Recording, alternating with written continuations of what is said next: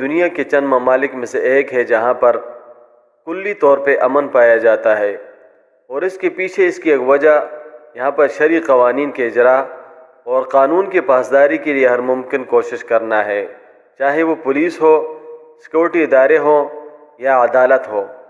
عدالتوں میں چونکہ ججز اکثر علماء ہیں، جس وجہ سے وہ انصاف پہ فیصلہ کرتے ہیں اور ہر ملکی اور غیر ملکی کو عدل و انصاف بآسانی مہیا کیا جاتا ہے۔ مگر مدینہ منورہ میں ایک بدقسمت واقعہ پیش آیا کہ انسداد بدعنوانی کے قومی ادارے نزاہہ نے مدینہ منورہ ریجن میں اپیل کورٹ کے ایک جج کو گرفتار کیا ہے کہ جو رشوت میں ملوث پائے گئے ہیں۔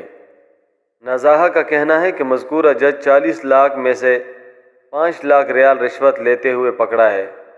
مقررہ قوانین اور ضوابط کے مطابق قانونی کارروائی کی جا رہی ہے۔